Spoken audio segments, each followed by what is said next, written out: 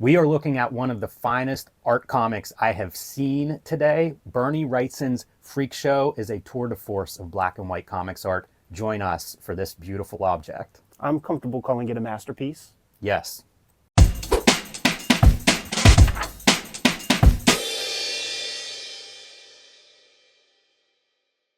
Hello and welcome to your favorite YouTube channel, Cartoonist Kayfabe. My name is Jim Rugg. I'm Ed Piskor. And I want to remind everybody we are a daily comic book YouTube channel with over 1,500 videos in our back catalog, and you can search on the Cartoonist Kayfabe YouTube homepage for your favorite cartoonist, your favorite comic books. Chances are we've already covered some of those, so check it out there if you are new to the channel.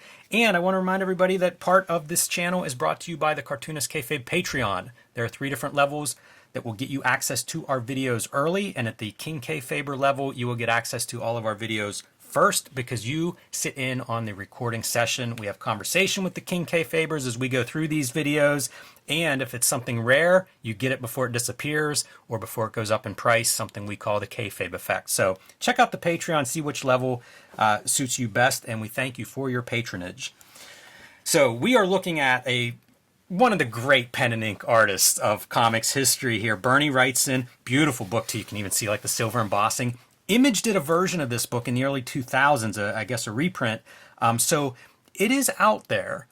Expensive, because this is a collector's item, but a fantastic book. I was super excited to read this week. And as we go through it, well, first of all, thanks to Radimus, who hooked us up with this at the Big Apple Con this past weekend.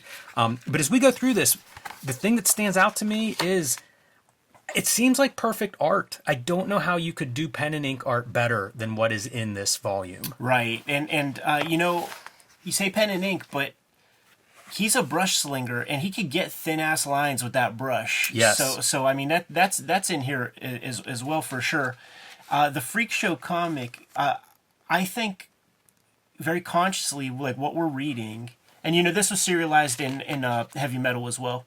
It's like, let's do basically an issues length EC style story, with the That's O. a Henry good summary, ending yeah, and definitely. everything. So it's an evolution of EC, and it's so interesting that it had to like happen in 1980. Like that chilling effect of what happened to EC really affected the industry for 30 years before enough avenues were open where they could do something like this. And I do have some issues of Heavy Metal that has the Freak Show chapters. Yeah. And also, if you ever fucked with like, what is it called? Echo of Future Past or Yes. whatever, those things. You would see little ads for Bernie Wrightson's Freak Show. I think the impetus for creating this was for the like bande dessinée markets and stuff. Mm-hmm. Like Neil Adams started to carve some distribution and licensing opportunities into Europe, into Yes. the UK, and this was made kind of like with that stuff in mind. But I never read it in total. So when Radimus pulls it out of the trick bag and is like, "Yo, this is for you," pretty much the night that I got home. So Jimmy and I, we went to New York on a Friday, set up on Saturday morning in New York City. We did a whole comic convention. That finished at 7 p.m. We were in our car by 8, and I was at home, back in my bed at 2:30 a.m., and I read this as soon as I got home. I couldn't wait to read this comic. Yeah, and we should say, before we get too far into it, Bruce Jones is the writer for this story. A frequent collaborator, I think, back in the Warren days. Yeah, like one of the masterpieces that they did was the Jennifer story. I think we've done a video on Jennifer.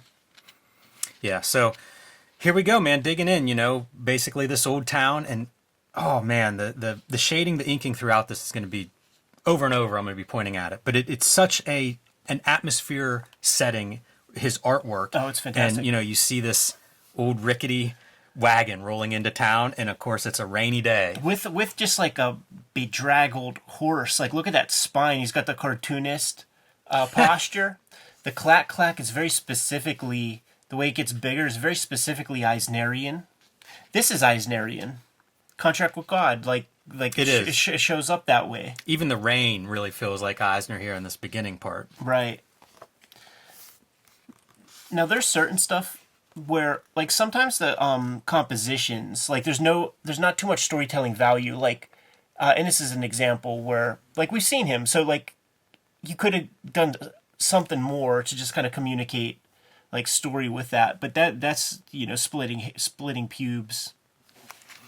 It's funny when you see little stuff like this hand where it's like, if you had told me just this hand was Art Adams, I would believe that. Right. It's probably a handful, maybe a Sam Keith. Right. It's interesting. It's whenever you get into some of these lines where it's like, oh yeah, that's that master. The ability to do those parallel lines and change their weight and stuff for shadows. And look at that, man. Like it's the full range of white to black by way of gray, and it's all done by hand. Yeah, I was trying to think of other artists who have that kind of command over their line and inking, and like Toddleben comes to mind. It's different, but it's still that kind of like these long lines that he can regulate the weight of. Right. Bullen comes to mind, with these long, like just total control of the weight of the line. And there's a level of thought that with each of these panels, it begins with the light source. Like great lighting. Clearly, the outside of this window is where the light is coming from, and you see that character so well lit. And he's maintaining that. The back of the character is dark against the light. This is the part that always was like the confusing part when you're like really learning how to draw, because there is reflective light over here. That's how, when we talk about double lighting, often that's really what it is it's a reflected over here. So we have that idea of like you blend from dark to light, but you don't really start from the furthest part. And sometimes when the light source is close, the darkest part is right where the light source ends, and then it tapers off. We'll see examples of that, like even like this kind of thing where like the darkest part is pretty close to the lightest part, and then it kind of softens up. This is one of the people that'll be in the Freak Show. Right. So this beginning is we're assembling some of the characters that will make up the Freak Show. And it's the rule of it's the rule of threes. It's the Bushmiller rule of threes. So you had that little frog girl, and then we have this boy who when you see him here, you're just like, well, I think you probably just got to get something to eat. Yeah, I was trying to figure out is his torso backwards? All right, but that's that sternum. Mm-hmm. And then you realize like he's got like bird feet. Yeah, and bird wings and webbing in his arms. I guess he does, huh? It's so neat too seeing a lot of framing with the windows, whether it's providing light source or whether we're seeing what's happening outside those windows. This first series of pages, that's a big motif. Now this was perfect, a perfect kind of serialization for Wrightson's speed. I have issues of heavy metal that might have 4 pages of Freak Show in it. So he's not bound by the monthly limitations or the monthly rigors of the jobber schedule. So he's able to put in that effort, Have we gone through his original Frankenstein? Not really, and we should. We should, because we do have a video where we kind of glance through it by way of a Wizard episode. Okay. But that was 5 years ago, and we really only looked at it for a second. We should definitely take a better look at that, because that's something like whenever I see this kind of line work, yeah, that's what I think of. Bernie Wrightson had done an elaborate Frankenstein, illustrated Frankenstein, that really shows off what he can do in his inks. And you see some of that here. Like some of his best qualities are on display here, but the Frankenstein probably the masterpiece of that kind of illustration. Right. So with this, the rule of thirds, like this lady, she was she's about to get murdered or something by her husband. Calls her a cheating whore and stuff. Chases her out into the woods, and it's set up like it's the chick from the movie Freaks. Like she happens upon just like a posse of like exiled humans. Yeah, and this one pretty striking. I feel like I've seen that one in advertising art for this book. Totally, and this comes from Ghastly Graham Ingalls. Like some of the more grotesque Haunt of Fear covers and splash pages will have these characters that are built with faces on their hands and candlesticks coming out of them and shit like that. Like so, like it's very much like a Ghastly Graham Ingalls vibe. When you start to see this, you realize it's not too far away from Captain Stern era. Right. But you get the sense it's the Gooble Gobble crew, you know? We accept you one of us type shit. And she's freaked out. And you can see how horror masters like Stephen King are gonna love Bernie Wrightson. Oh yeah. You know, like these haunted woods, man, the dark shadows of the branches as she's running through, and the great light source, like you pointed out earlier. These are all children of EC Comics, including Stephen King. So you know they're peers, you know, and they grew up with the same stuff, and they grew up in the same period where like, oh, the adults are telling me not to read this stuff. I'm gonna fetishize it and internalize it, and the second that I have my own discretionary income, I'm gonna get it all again. Man, EC is such a great one to view this through the lens of, because of that attention to lighting and everything. Who else did it that well? And that's the thing, you know, it's like a 50-page story or so that they're able to give you a little more character, like build the stories like a little bit more elaborately. So in kind of thematic rhythm, the freaks happen upon the guy who runs the freak show. And he's like this very caring hand and says the same thing every time of like, you know, weep no more, you know, you're among friends, whatever. And then she is not physically afflicted by anything. She's just an exile of town. But you can imagine that's carnies, right? Like, you know, just coming back from Japan, like my friends out there, they said there's two things that'll make you exile in your neighborhood, and you will be exiled if they find out you abuse drugs and get caught. And infidelity, you are ostracized. You have to move because nobody will fuck with you. So you can imagine like Victorian America when it's still got that kind of puritanical stink on it to that degree.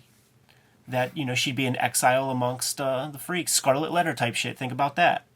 So we've got our crew. Yeah. And now you see what they're doing is they travel around and give shows under the banner of Volker's Wretches. Right. But they are an island of misfit toys. They're a family, and these are the patriarchs, or like, you know, the patriarch and matriarch of this freak family. And it's utopia as far as, you know, they know.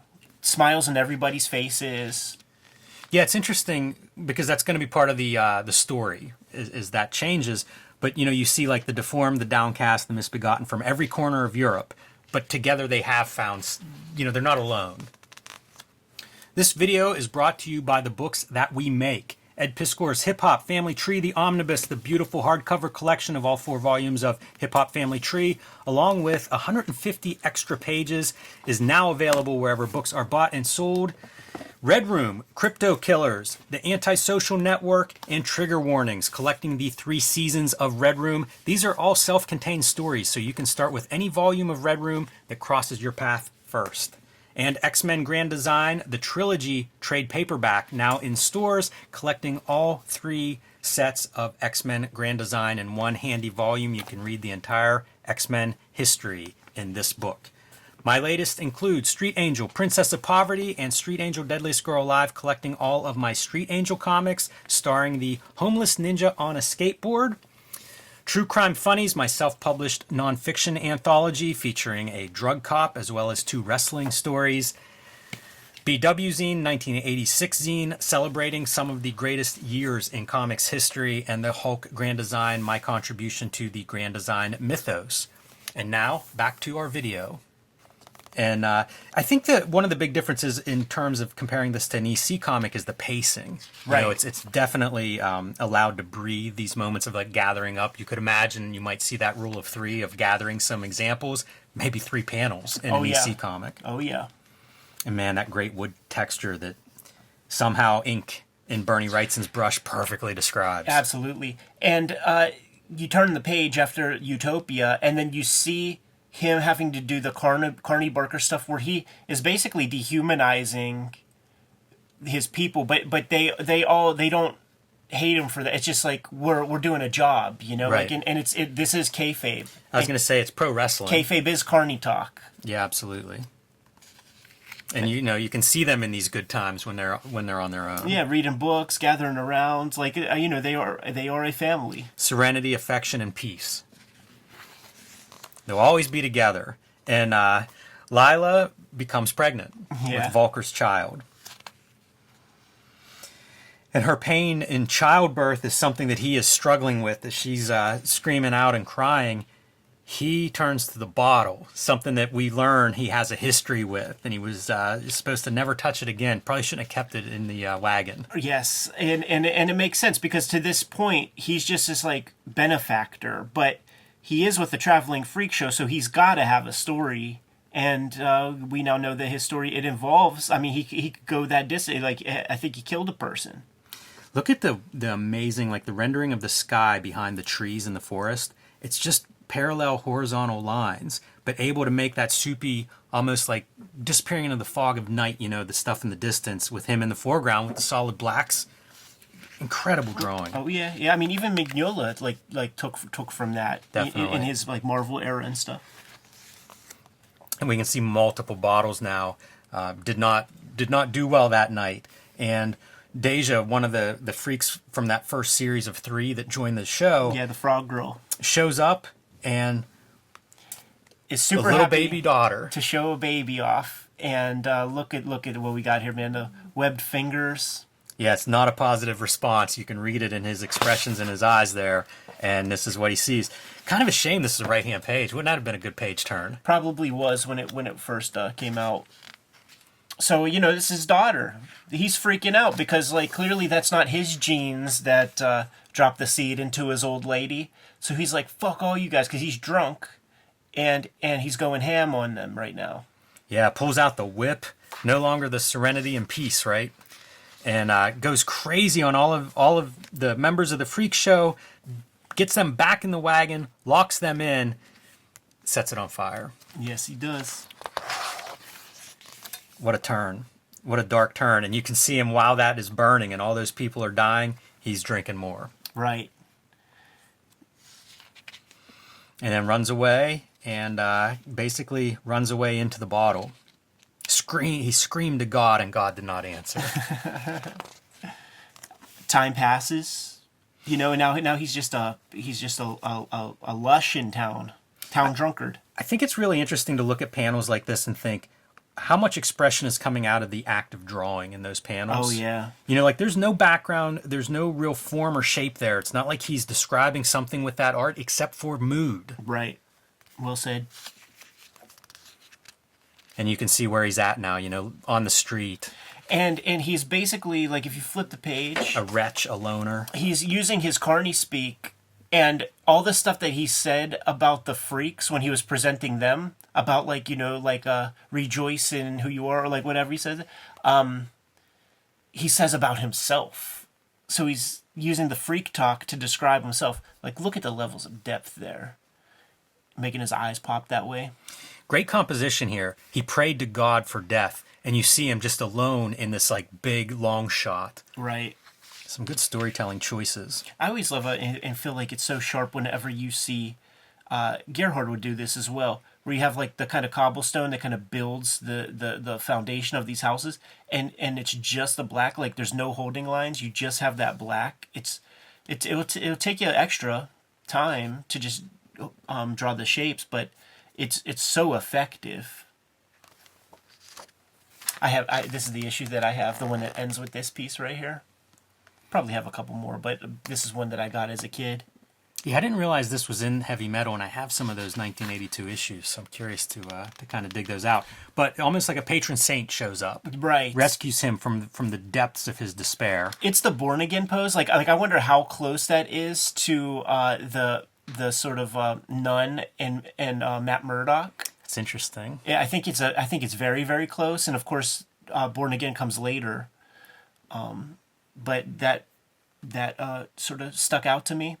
And it does make you think, like, some of this stuff's going to be iconic. Yeah. You know, a pose like that, a splash page by Wrightson, like a lot of people, I'm sure, looked at that and committed it to memory. Yeah, and Heavy Metal was probably beating out, in terms of circulation, almost any other comics. Like, I mean, it was like at every 7-Eleven and every, Rite Aid and stuff. And almost disproportionate, I imagine, to people who are interested in making comics and drawing and making art. Right. It would have been a very popular publication for those types. So, nurses him back to health, kind of, gets him back on his feet, sobers up, whatever. And this time the show is going to be a little different. This time our heroine is kind of almost like a doctor, like somebody who's traveling around and really helping people who are suffering. And it's going to be a different life for our guy, Volker here. Right. A miracle worker, if you will. And we were talking about this, man. You know, do they consummate the relationship? Because she pushes against his advances about marriage, but you could fuck without being married. And she's, I'm already married to the Lord, but here she is, kind of performing medicine on people, including her guy. Yeah, and you see, again and again he persisted. Marry me, I'll be good to you. And again she declined. Married to her mission, but he watched her hungrily. Not a hero, this guy. No.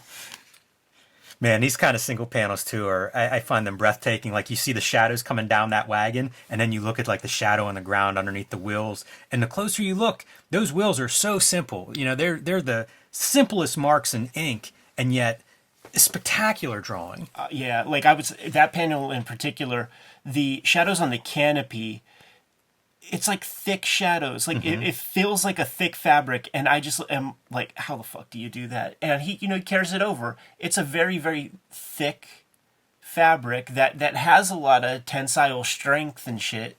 So of course the wrinkles would look that way, but it just has such a deep level of thought. There was a Neil Adams video from just some years back where he's going to that like high school for the arts that he went to. And he's teaching the kids inking, and he's showing like how to roll the brush and how to do all this stuff, and how he's like, here, fill my hands, like it's off the baby's butt, you don't gotta clutch the pen or anything. But when he's talking to the kids, he's like, you don't think of it as inking line, think of it as inking wood, tree bark, grass. Like that's what you have to have in mind. You're not just inking pencil lines. A robot can do that, or you could just do that in Photoshop. And clearly there's a level of thought here that Bernie Wrightson is employing that would require you to not be distracted. Right. They ultimately end up back at the site of, and you kind of make it out, Volker's wretches, the old, where he burned his old wagon and all of the freak show inhabitants there. And she's like, hey, it's our mission, gotta help. And you can see him, he's losing it, man. This is not good. Held his breath.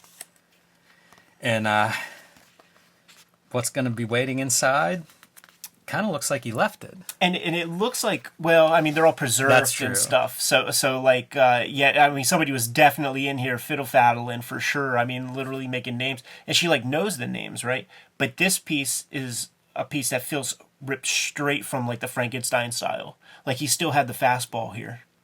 It's funny, like, whenever I see this, the thin white lines, it really reminds me of some of Toddlebin's inks. Yeah. And I remember looking at like the Toddlebin inks on Swamp Thing and thinking like, where does this come from? Right. And it's like, those guys clearly were, and of course they were. They're horror fans. Totally. Of course they're looking at Wrightson and Creepy and Warren and stuff. So he's confronted with these people that he murdered, basically. Runs for the door and he's locked in. Right. Get ready, O. Henry. Yes, of course, man. And here goes our, what's her name, Deja? Deja. Shows up and wasn't hurt. And the baby that we saw earlier, remember Deja presented that baby? It was Deja's baby. It wasn't your baby. You jumped the gun and you were a heathen lush. So you didn't even let me finish what I was saying. Look at the lighting on that stuff, by the way. And it's simple. It's like there are two planes. The part that gets hit by light and the part that gets hit by gray. Mm-hmm. It's so cool. But, yeah, this is a Euro hit where Deja's like, yeah, that was my baby. You fucked up. So now... And by the way, your child was born perfectly normal. Right. And it was that girl. Such a great image of, like, the hands reaching out, right? He's in prison, and that's as much as he can do to try to express... trying to get free, you regret, all of it. Yeah, you feel the movement. Like, if it all feels perfectly right. Hopelessly desperate is what those arms out the window are. Yeah. Look at the pickled punks. Great reflection stuff too. The face and through the vat of formaldehyde. And then this is where it all kind of comes together. He's like, oh fuck. Very much in the vein of Ghastly Graham Ingalls with the shading on the eyelids there. And it is revealed she is the daughter of him. So, he killed her mom. and she was a surgeon. So this is the freak show that she has built. Yes, yeah, she learned all of that material, all of the physiognomy stuff. This is Mengele shit. Like you read some of that stuff that he did, taking twins apart and gluing their arteries and ventricles and shit together. She went full Mengele on them. And a throwback to, like, this is the phrase that he used to say whenever he would unveil the freak show. Right. Do you interpret this that he's alive at this stage? I don't think so. Yeah, I don't think so. So, and maybe even some of that shit that she gave him all these years and stuff like, aided in that. But some of the things that I like is such attention to the light source, and all the shading really is in service of the light, which we don't see often anymore. But then like the little stuff where, you get the shading on the vein hands, and it's no holding line stuff. It's so strong. It is. Even like having not flat black in this background. Right. Who knows to make a choice like that? Yeah. But it adds a lot, like it really makes this black recede. Like there's even levels of depth within this wagon. And I love the reactions too. Yeah. This woman's fainted, this one's looking away. And this is like a nice Connecticut man that can't believe what the things that he's seeing. Yeah, amazing. And just like, look, dude, like even like the care that went into inking that hand, where you see that kind of deeper part of the fingernail, Yep. and if it all feels 3D. Whenever I was a kid showing my first samples off at conventions, the cartoonists I would show my stuff off to, at the height of like extreme studio style, they would say like, you have to have your lines have a meaning. Yes. Like the lines have a purpose. You just don't do it. You just don't put that stuff down there. And it was actually Steve Lieber at the comic convention. It was actually Steve Lieber who pointed me toward the Warren work of Bernie Wrightson as like really good, effective black and white comics.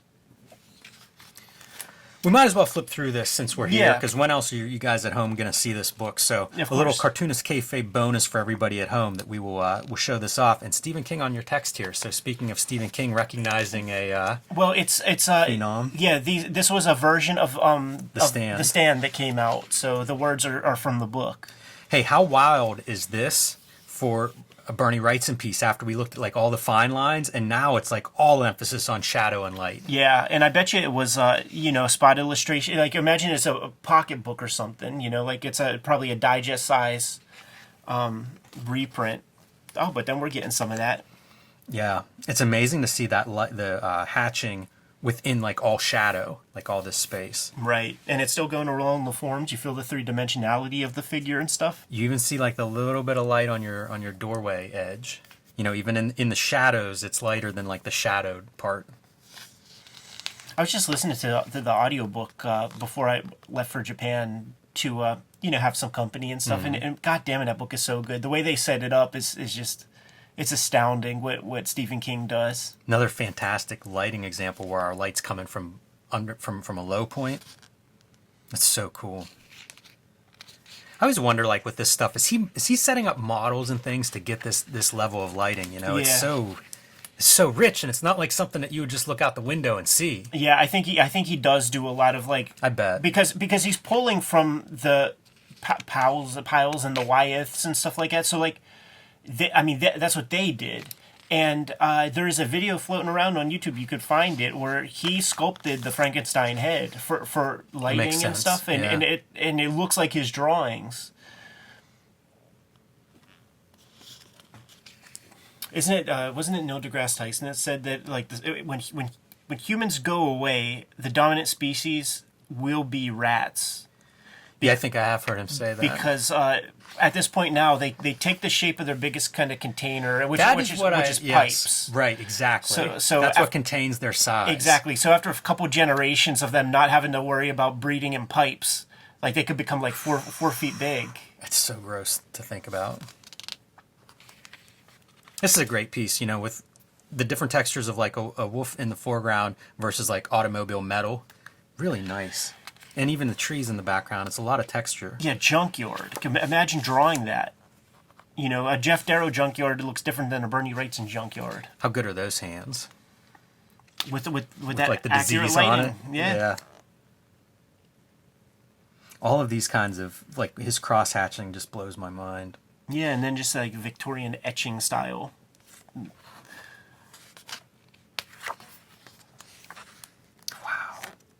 It's incredible to go through this portfolio of the stand and see the variety of texture. Oh. You know, like this we haven't seen yet. And You know- it's great, super effective. Yeah, it's bumming me out too because like the stuff I'm working on right at this moment is out in the woods, like in the winter, you know, like after fall.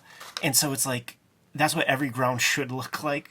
But yeah, mine seems to fall far short, Jimmy.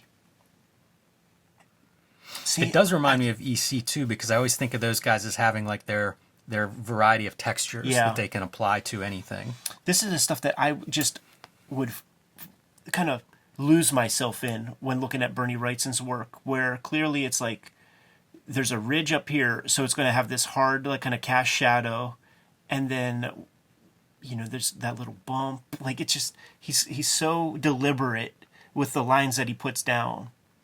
Yeah, and the way they swirl around a little bit, whether it's describing the form or, like in the case of the background, almost decorative in Right. some way.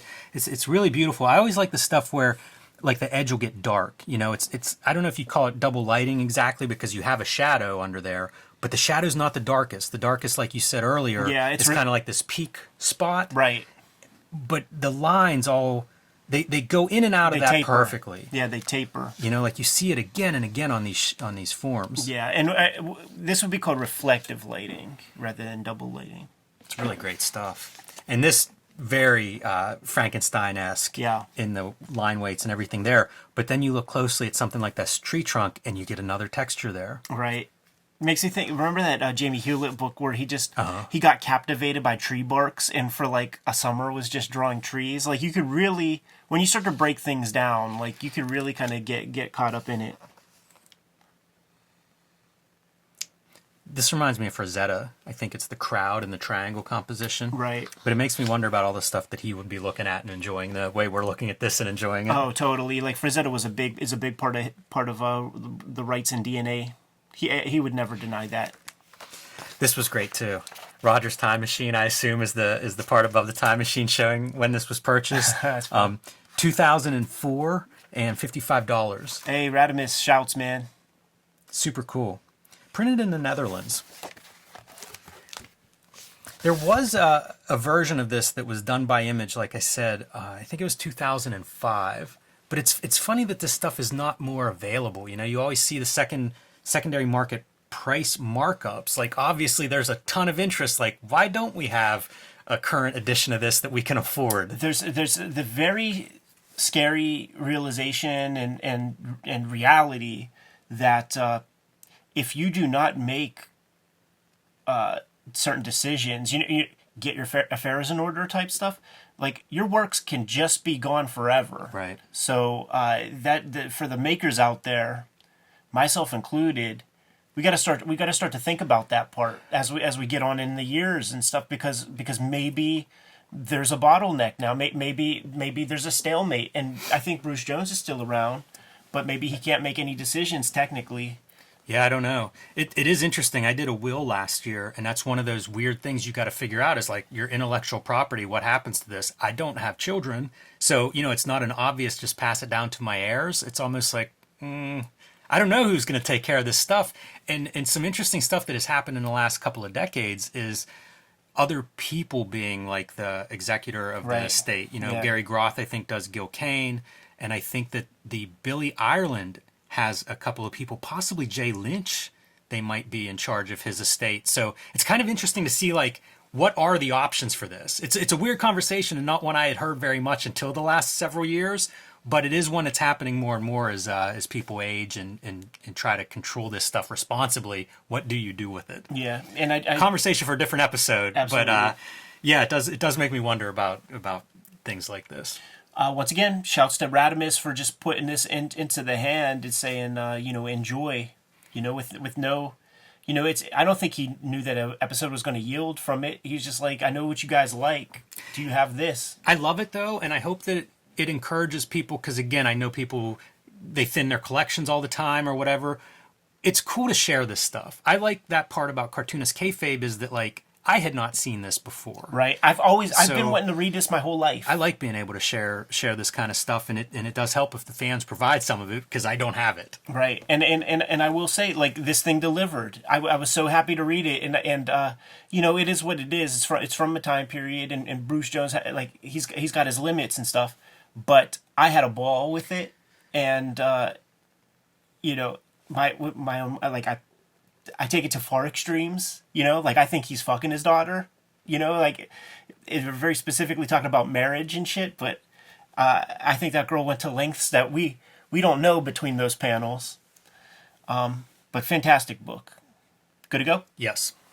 Kayfabers, like, follow, subscribe to the YouTube channel, hit the bell so that we can notify you when new videos are available. We are a daily YouTube channel with more than 1,600 videos in our filmography as we speak. Might have talked about your favorite comics. Hit the front page of the Cartoonist Kayfabe YouTube channel.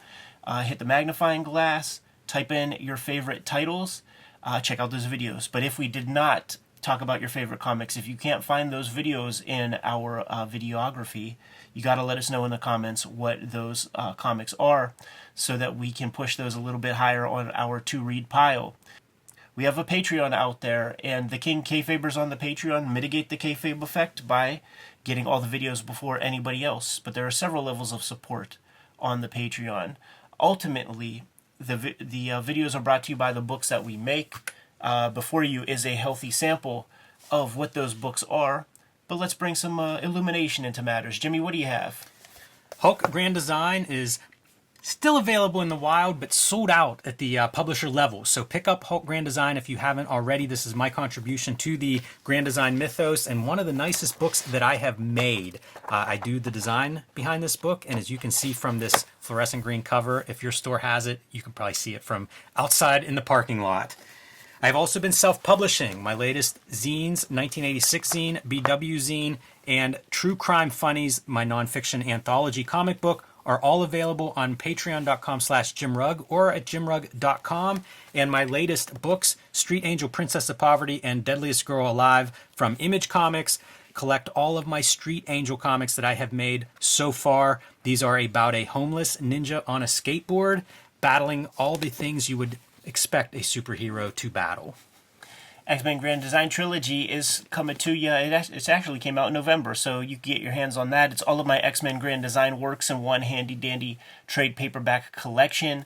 Red Room has been the focus for some time. There are 3 trade paperbacks that are going to be out there, man. 2 right now.